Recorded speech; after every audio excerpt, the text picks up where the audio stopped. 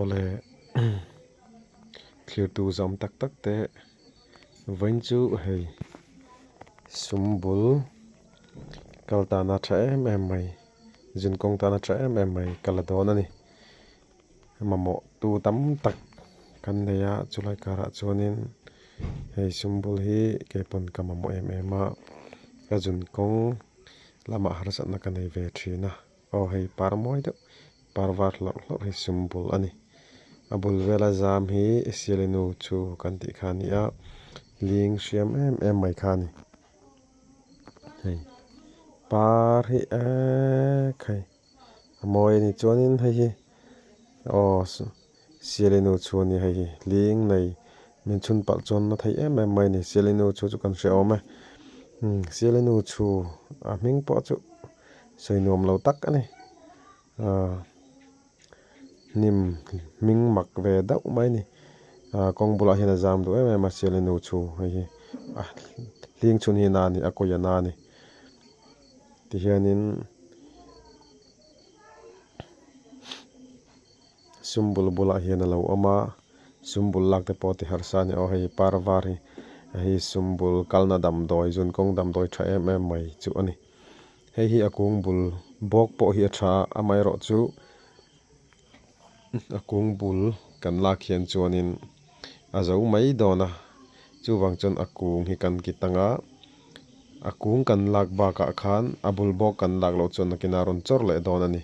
khalai thang khanin midang te pon an lo du ve takin akung abul bok khala kher lowin akung ringot kha kan la anga chuanin akung kha fuang pona fe theya ram han kal chang ni te pon tui han om lo chang te po hian sumbul kung hian fe pila tuya pai tam em dam doi ni bok kaltan le jun kong tan dam doi ni bok ani a tha ni abulan nima kan han sama sialenu chu hianin achuna na si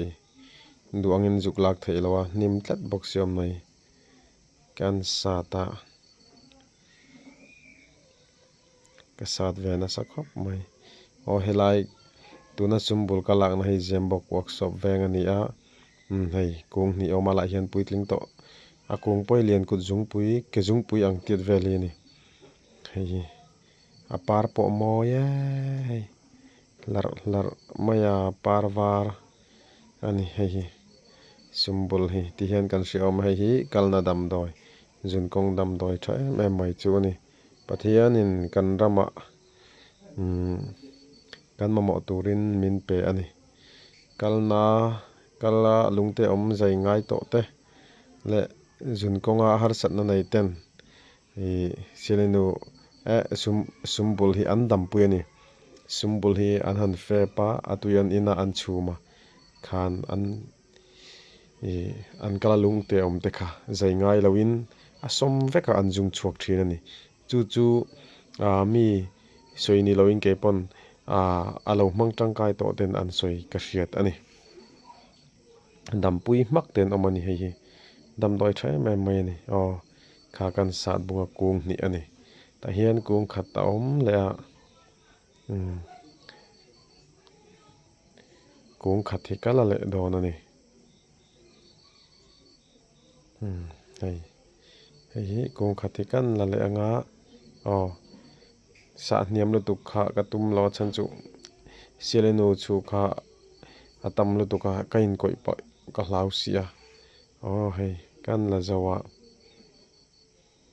kong pui lai thara kan chawa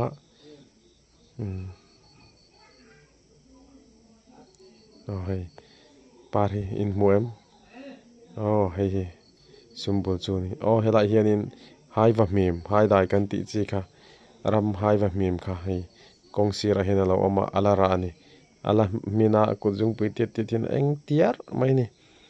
kunga sang si a lo phak chi chu ni lo ni lo acha kom khop mai ro chu sang ni tuka hei hi kaldam doi chuani sumbul chu mitinin kan mamo chuanin rama hian lak tur tam em ati hi ti kha han re taila hei a tha ni mit ajun kong ta na tha em ani ti hian thar lang